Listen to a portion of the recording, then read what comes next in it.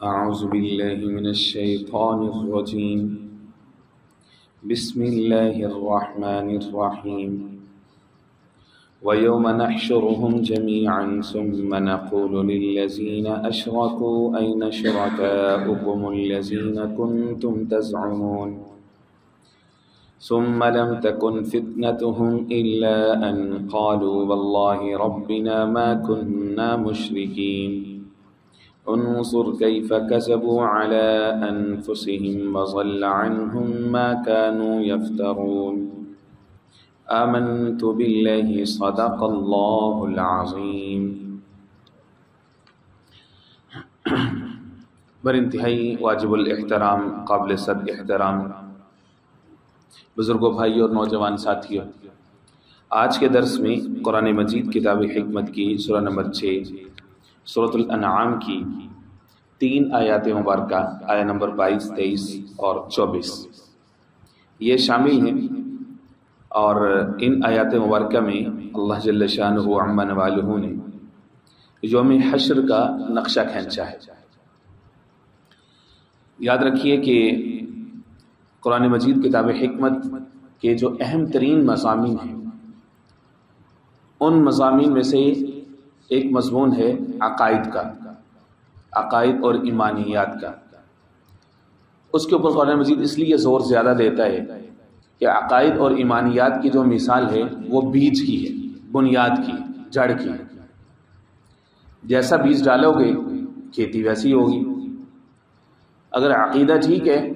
تو اس سے نکلنے والا، اس درخت کے ساتھ لگنے والی شاخیں، پھل پھول، وہ ساری چیزیں بھی ٹھیک ہیں۔ اگر وہ ٹھیک نہیں ہے تو سمجھے کہ خرابی کہیں نہ کہیں جو ہے وہ اس کے بیج کے اندر ہے، جڑ میں ہے، یا اس کو پانی لگانے کے اندر کہیں نہ کہیں کوئی خرابی، کوئی مسئلہ پیش آئے۔ اس لیے دین اسلام سب سے زیادہ عقائد کی بات کرتے ہیں۔ اور سورہ کے شروع میں عرض کر چکا ہوں کہ اگر ہم جو مکی مدنی تقسیم ہے اس اعتبار سے قرآن مجید کو اسٹڈی کریں تو آلموسٹ 114 صورتیں ہیں، اور ان میں سے 2/3 جو ہیں وہ مکی صورتیں ہیں، ان کا سٹیٹس مکن ہے، یعنی 86 جو ہیں وہ مکی، 28 کا سٹیٹس جو ہے وہ مدنی۔ اور مکی صورتوں کے جو مضامین ہیں وہ ایمانیات اور عقائد ہی کے اوپر ہیں، کیونکہ مکہ کے اندر چیلنج عقیدے کا تھا، خالص کافر تھے یا خالص مومن تھے، چیلنج ہی عقیدے کا تھا۔ تو اس لیے وہاں پر احکام نہیں اترے تھے زیادہ، بلکہ اس میں بنیادی محنت عقیدے کی تھی کہ ایک اللہ کی طرف آ جاؤ، اللہ کے رسولوں کو سچا مانو، اللہ کے نازل کردہ کلام کو، کتاب کو، احکام کو سچا مانو، جو اللہ کی طرف سے نازل ہو رہا ہے اس کو لا ریب جانو، بے عیب جانو اس کو۔ اس طرح سے مرنے کے بعد والی زندگی پر یقین رکھو، ایمان بالآخرہ،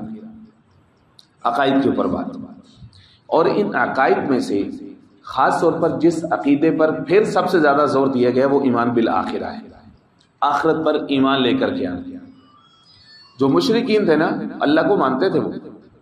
اللہ پر ان کا یقین تھا کہ کوئی ذات ہے جو پیدا کرنے والی ہے، جو زندگی دیتی ہے، جو مارتی ہے۔ بتوں کی پوجا وہ اس لیے کرتے تھے کہ حسی اعتبار سے انسان کی کمزوری ہے کہ جب تک وہ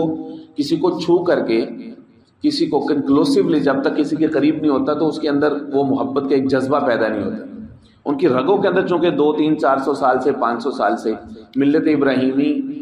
کو ختم کر کے ایک نئی ڈائمنشن ان کے یہاں مذہب کی ایجاد ہو چکی تھی، بت پرستی کی شکل میں، تو اس لیے وہ کہتے تھے ما نعبدهم الا لیقربونا، کہ ہم ان بتوں کی اس لیے پوجا کرتے ہیں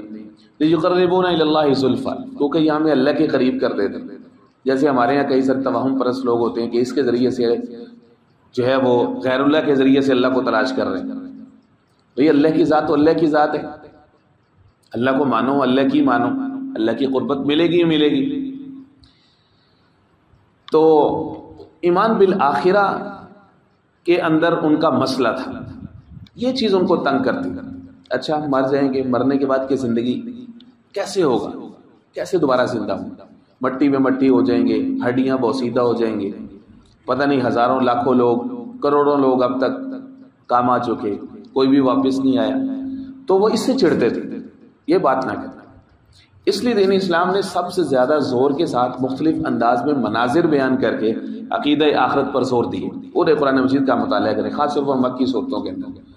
آپ کو مدنی صورتوں میں بھی ایون آپ کو احکام ملیں گے، احکام کے بعد پھر کوئی نہ کوئی تذکرہ مختلف انداز میں آپ کو آخرت کا مل جائے گا۔ اب جو ایمان بالآخرہ ہے نا، اس کے 5 سے 6 فیزز ہیں، اس کے سٹیپس ہیں۔ اس کا سب سے پہلا فیز ہے موت۔ جب انسان مرتا ہے نا تو یہ پہلا فیز ہوتا ہے اس کی آخرت کا۔ آقا کریم علیہ الصلوۃ والسلام نے فرمایا، حدیث پاک ہے، من مات فقط قامت قیامت، جو شخص مر گیا تو اس کی قیامت وہیں سے شروع ہے۔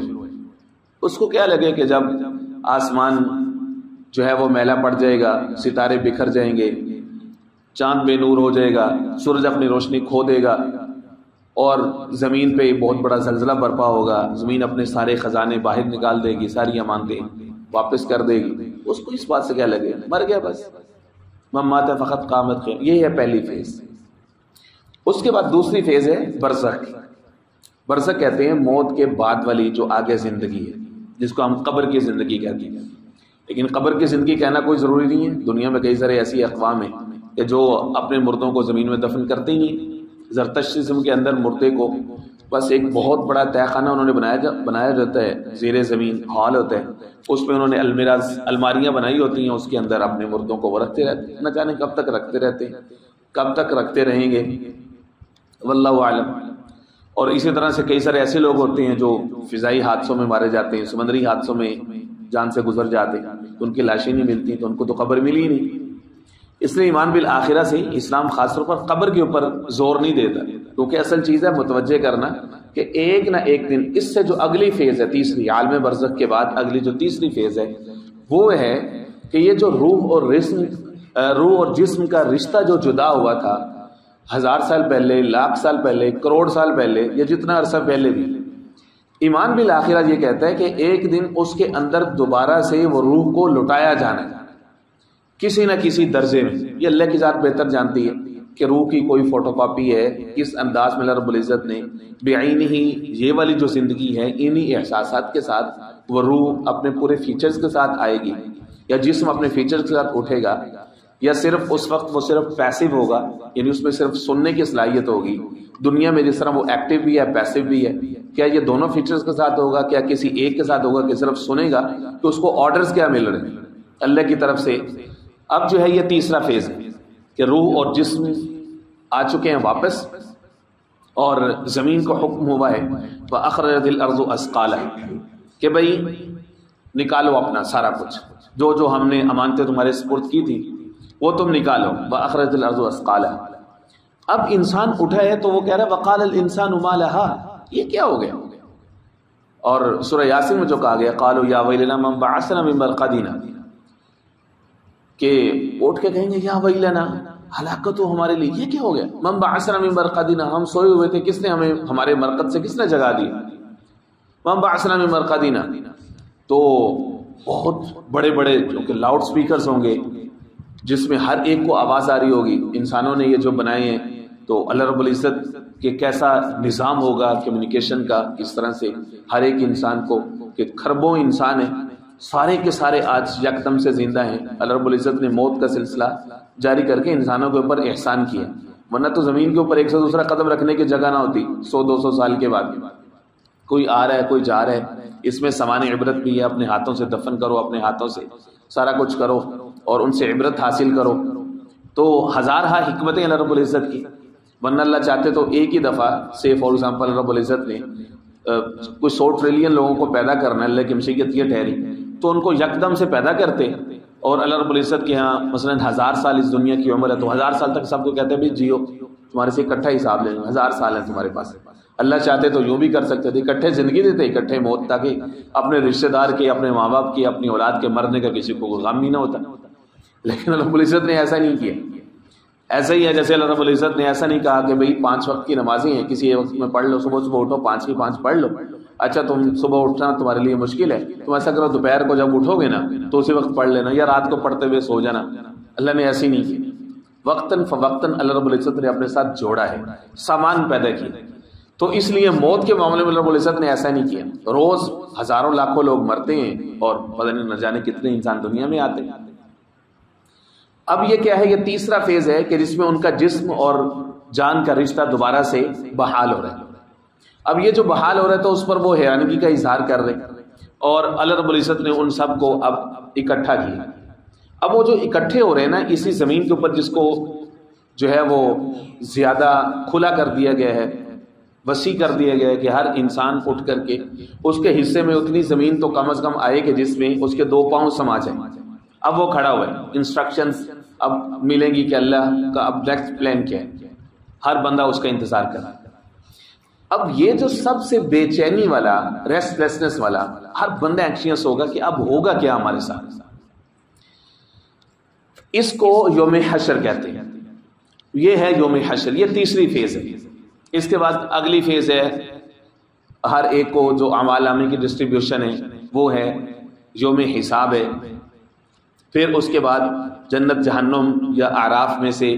کسی ایک کا فیصلہ ہے، پھر اعراف سے بھی نکال کر کے بالکل فائنل ڈیسٹینیشن ہے، پھر موت کو بھی موت ہے۔ یہ اگلے فیزز ہیں۔ یہ جو آج کے درس میں شامل آیات مبارکہ ہے، اس میں رب العزت نے اس لفظ استعمال فرمائے وَيَوْمَ نَحْشُرُهُمْ جَمِيعًا، ہم ان سب کو اکٹھا کریں گے۔ یہ جو اکٹھا کریں گے نا، یہ اس کو کہتے ہیں یوم حشر۔ قیامت کے قرآن مجید میں کئی سارے نام ہیں، یوم القیامت ہے، یوم الحساب ہے، یوم الدین ہے، یوم حشر ہے، اس طرح سے مختلف نام ہیں۔ تو ان میں سے جو یوم حشر ہے اس پر سب سے زیادہ زور دیا جاتا ہے کہ بھئی یہ والی منزل دوبارہ آنی ہے، تمہیں دوبارہ سے ہم نے اکٹھا کرنا ہے، جمع کرنا ہے، ہمارے سامنے تمہیں کھڑا ہونا ہے۔ لہٰذا اس دنیا میں تم ایسے بن کے رہو کہ اس دن کے کھڑا ہونے سے ڈرتے رہو۔ وَلِمَنْ خَافَ مَقَامَ رَبِّهِ جَنَّتَانِ، جو رب العزت نے سورہ الرحمن میں فرمایا کہ جو شخص اللہ کے سامنے کھڑا ہونے سے ڈر گیا نا، اس کی 2 جنتیں، اس کو اللہ رب العزت دوہری جنت کے ساتھ نوازے۔ اور سورہ نازعات میں فرمایا وَأَمَّا مَنْ خَافَ مَقَامَ رَبِّهِ وَنَهَى النَّفْسَ عَنِ الْهَوَىٰ، کہ جو شخص اللہ کے سامنے کھڑا ہونے سے ڈر گیا نا اور اس نے اپنے نفس کو ہوا اور خواہشات سے بچا لیا، انسان کے اندر جو مال کی حرص ہے، جو عہدے کی حرص ہے، جو جاہ و جلال کی حرص ہے، دوسروں کے اوپر غلبہ پانے کی حرص ہے، اینڈ سو آن، 1000 طرح کی خواہشات ہیں، جب اس کے اوپر قابو پا لیا تو فرمایا وَأَمَّا مَنْ خَافَ مَقَامَ رَبِّهِ وَنَهَى النَّفْسَ عَنِ الْهَوَىٰ فَإِنَّ الْجَنَّةَ هِيَ الْمَأْوَىٰ، تو اس کا ٹھکانہ جنت ہے۔ گویا کہ جب انسان اپنا پہلا قدم خواہشات کے اوپر رکھتا ہے تو دوسرا قدم فرمایا اس کا جنت میں ہوتا ہے۔ اور حدیث پاک کے اندر آتا ہے کہ جنت کو ڈھانپ دیا گیا ہے بالمکارہ، یعنی جتنی بھی انسان کی طبیعت کی ناپسندیدہ چیزیں ہیں وہ ساری اس کو کرنی پڑتی ہیں۔ صبح اٹھنا، نیند کو خراب کرنا، بھوک پیاس برداشت کرنا، یہ ساری ناپسندیدہ چیزیں ہیں، انسان نہیں چاہتا ایسا کرنا، لیکن اللہ کا حکم ہے، انسان مکلف ہے، کرنا پڑتا ہے اس کو۔ فرمایا ایسی ہی مکارہ اور مجبوری والے چیزوں کے ساتھ جنت کو ڈھانپ دیا گیا، جتنا کرو گے اللہ کو راضی کرو گے۔ اور جو جہنم ہے اس کو ڈھانپ دیا گیا بالشہوات، خواہشات کے ساتھ، جتنا زیادہ اس کے پیچھے چلو گے اتنا زیادہ تم جہنم کے قریب ہوتے جاؤ گے۔ تو اس دنیا کا اس وقت ہمارے انسانوں کا سب سے بڑا مسئلہ کیا ہے؟ اب دیکھیں گے کہ ہر بندہ بے چین ہے، بے قرار ہے، دولت کہیں زیادہ ہے، ہر 100 سال کے بعد دنیا میں دولت میں اضافہ ہو جاتا ہے، لاکھوں کروڑوں نئے ارب پتی لوگ جو ہیں وہ پیدا ہوتے ہیں، خزانے اللہ رب العزت کے کھلے رہتے ہیں۔ جو انسان 25-30 سال پہلے کچھ اور تھا، 25-30 سال کے بعد اس کے بعد انبار کے انبار آ جاتے ہیں۔ آج سے 100 سال پہلے، 70-80 سال پہلے پاکستان بنا تھا تو دولت کی اتنی ریل پیل نہیں تھی، سادہ سے لوگ ہوتے تھے، تھوڑی دولت تھی، لوگ مالدار بندہ بھی وہ ہوتا تھا جس کے پاس کوئی شاید کوئی لاکھوں روپے ہوں، یا ہزاروں والا بھی محلے کے اندر مالدار ہوگا۔ لیکن اب کیا ہوا، دولت اتنی بکھر گئی، انکم سورسز اتنے زیادہ پھیل گئے، اللہ نے اپنے خزانے بھی اتنے زیادہ دے دیے کہ گھروں کے گھر بھرے ہوئے ہیں، ایک ایک گھر میں 3-3 4-4 افراد بھی ایسے ہو سکتے ہیں جو لاکھوں کروڑوں کے مالک ہو سکتے ہیں۔ لیکن اتنی دولت ہونے کے باوجود اتنی بے چینی ہے، اتنی بے قراری ہے، اتنی ریسٹلیسنس ہے، اتنے کروئلز ہیں، اتنے جھگڑے ہیں، باہمی لڑائیوں کی شکلیں اتنی زیادہ ہیں۔ کیوں ہیں؟ ان سب مسائل کی وجہ سے۔ ایک طرف لوگ ہیں جو فقر کی وجہ سے جن کے مسائل بڑھتے چلے جا رہے ہیں، ایک طرف وہ لوگ ہیں جن کے پاس دولت ہے، ان کے مسائل بھی ختم ہونے کا نام نہیں لے رہے۔ سب سے بڑی وجہ کیا ہے؟ سب سے بڑی وجہ یہ ہے وَلِمَنْ خَافَ مَقَامَ رَبِّهِ جَنَّتَانِ، خوف خدا ہمارے دلوں سے نکل گیا ہے، چاہے کسی بھی درجے کا آدمی ہے، چاہے کسی بھی طبقے سے تعلق رکھنے والا شخص ہے، وہ اپنے معاملات میں اللہ سے ڈرتا نہیں ہے۔ خوف خدا کا نہ ہونا سب مسائل کی بنیاد ہے۔ ہمارے رشتہ داری کے تنازعات ہیں، رشتہ داروں کے آپس میں لڑائی جھگڑے، دوست میں، فرینڈز میں، آفس کے کولیگز میں، تاجر برادری میں، حکمرانوں اور پبلک عوام کے ریلیشنز میں، ہر جگہ پہ جو مسائل پیدا ہو رہے ہیں وہ خوف خدا نہیں، بڑوں میں، چھوٹوں میں، مردوں میں، عورتوں میں، جوانوں میں، بچوں کی تربیت تو ہم نے کرنی، خوف خدا نہیں۔ اللہ فرماتے ہیں وَيَوْمَ نَحْشُرُهُمْ جَمِيعًا، ہم اکٹھا کریں گے ان سب کو، ہمارے سامنے یہ سارے لوگ آئیں گے، یعنی جن لوگوں نے اللہ کے مقابلے میں شرکا گھڑے، اسی طرح سے جن لوگوں نے یہ چاہا کہ لوگ ہمیں خدا کی طرح پوجیں اور ہمارے احکام کی اطاعت کریں، قطع نظر اس کے کہ خدا اور اس کا رسول کیا کہتے ہیں، نہیں، ہماری اطاعت لازم ہے۔ فرمایا ان کو اکٹھا کریں گے، آخرت کے انکار کرنے والوں کو اکٹھا کریں گے، موت کے بعد دوبارہ جی اٹھنے والوں کا جو انکار کرتے ہیں ان کو اکٹھا کریں گے، ہماری آیات کو جھٹلانے والوں کو اکٹھا کریں گے، تکذیب کرنے والوں کو اکٹھا کریں گے، سب کو اکٹھا کریں گے۔ یوم نحشرهم جميعا، یہ الفاظ قرآن مجید میں آپ کو عام ملیں گے۔ سورہ یونس کے اندر آپ کو دو جگہوں میں وَيَوْمَ نَحْشُرُهُمْ جَمِيعًا ثُمَّ نَقُولُ لِلَّذِينَ أَشْرَكُوا مَكَانَكُمْ أَنْتُمْ وَشُرَكَاؤُكُمْ، اللہ فرمائیں گے اچھا اپنی جگہ پہ کھڑے رہو، ذرا تم سے ہم بات کرتے ہیں۔ یہ انداز بڑا تنبیہ والا ہے، اپنی جگہ پہ رہو، مکانکم، ٹھہرے رہو، ادھر بات کرتے ہیں تمہارے سے ہم، مکانکم۔ پھر اسی سورہ یونس میں پارہ نمبر 11 میں اللہ نے دوسری جگہ پہ فرمایا وَيَوْمَ نَحْشُرُهُمْ جَمِيعًا ثُمَّ نَقُولُ، ہم ان سے کہیں گے كَأَن لَّمْ يَلْبَثُوا، پوچھیں گے کتنے دیر ٹھہرے، وہ کہیں گے كَأَن لَّمْ يَلْبَثُوا إِلَّا سَاعَةً مِّنَ النَّهَارِ، وہ آپس میں بات کریں گے کہ ہم تو دن کا کچھ ہی حصہ جو ہے ہم نے اس دنیا کے اندر گزارا ہے، گویا کہ اس اتنی ساری زندگی کو اب وہ آخرت کے مقابلے میں ان کو لگے گی کہ بالکل تھوڑی سی۔ اللہ فرمائیں گے یوم حشر ہے، ہم نے اکٹھا کرنے۔ سورہ اعراف میں اللہ فرماتے ہیں قالت خلوا فی امم قد خلت من قبلکم من الجن والانس فی النار کلما دخلت امۃ لعنت اختها، گروپس میں، ٹولیوں میں لوگوں کو ہم جہنم میں ڈالیں، یعنی جس طرح ادھر محافل ہیں، لوگ اکٹھے ہوتے ہیں اللہ کی نافرمانی میں دن میں رات میں، اس طرح سے ٹولیاں بھر بھر کے اللہ فرماتے ہیں کہ وہاں پر بھی ایسا ہوگا، ان کی تہیں لگائے جائیں۔ سورہ انفال میں تو اس سے زیادہ خوفناک منظر ہے، فَيَرْكُمَهُ جَمِيعًا، ایک کے اوپر دوسرے کی ہم تہ لگائیں گے، فَيَرْكُمَهُ جَمِيعًا، یہ کر کے پھر ہم ان کو جہنم میں ان کو پھینکیں گے۔ تو اب وہ ایک دوسرے کلما دخلت امۃ لعنت اختها، ایک گروپ جائے گا نا تو وہ دوسرے کو لعنت کرے گا تمہاری وجہ سے، وہ کہے گا تمہاری وجہ سے، وہ کہے گا تمہاری وجہ سے ہم فلاں جگہ پہ گئے تھے، تمہاری وجہ سے، وہ کہے گا نہیں تم اپنی وجہ سے گئے تھے، ہمیں نا بیچ میں لاؤ۔ اور سورہ احزاب پارہ نمبر 22 میں اللہ رب العزت یہ فرماتے ہیں کہ اس دن یہ لوگ کہیں گے کہ کبراءنا سادتنا و کبراءنا، ہم تو اپنے بڑوں کی بس اطاعت کرتے رہے، جس طرح بڑے کہتے رہے ہم ویسے ہی کرتے رہے، بڑے جو جن رسوم و رواج کے اندر جن حرام خوریوں کے اوپر ہمارے بڑے لگے ہوئے تھے تو ہم بس ان کی اطاعت کرتے ہیں۔ یہ جو اندھی تقلید ہے نا، یہ کوئی دلیل نہیں ہوتی کہ جی اب ساڑھے بڑیاں دا یہ رواج ہے، بڑیاں دا نہیں، سب سے بڑوں کا رواج بتاؤ، اللہ اور اس کے رسول کا حکم کیا ہے، وہ ہیں سب سے بڑے۔ فرمایا ہم ان کو اکٹھا کریں گے، ثم نقول للذین اشرکوا، پھر ہم ان کو کہیں گے ان لوگوں کو کہ جو شریک ٹھہراتے تھے، این شرکاؤکم، کدھر ہے تمہارے شرکا، بلاؤ جن کو تم اللہ کے مقابلے میں بلاتے تھے، پکارتے تھے، الذین کنتم تزعمون، جن کے بارے میں تمہارا گمان یہ تھا کہ یہ تمہیں نجات کا سبب بنیں گے، ثم لم تکن فتنتہم، اللہ فرماتے ہیں ہم تمہیں بتاتے ہیں پھر وہ کریں گے کیا، پھر ان کے لیے کوئی فتنہ نہیں ہوگا، کوئی جواب نہیں بن پائے گا، فتنہ بمانا جواب ہے، الا ان قالوا، مگر وہ یہ کہیں گے واللہ ربنا، اللہ کی قسم، رب تمہاری قسم ہے، ما کننا مشرکین، ہم تو شرک نہیں کرتے تھے۔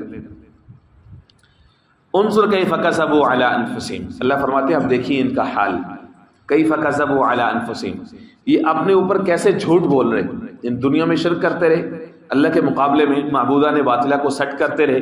اپنی آرزوؤں اپنی تمناؤں کا انہوں نے ان کو جو ہے وہ سرچشمہ سمجھ رکھا تھا، آج ہم نے پکڑا ہے تو آج یہ انکار کر رہے ہیں، وَضَلَّ عَنْهُمْ مَا كَانُوا يَفْتَرُونَ، اور آج یہ دیکھیں کیسے یہ گمراہ ہو گئے ہیں اس سے جو یہ دنیا میں گھڑا کرتے تھے، آج اپنی بات کو مان نہیں رہے۔ اللہ رب العزت سمجھ نصیب فرمائے۔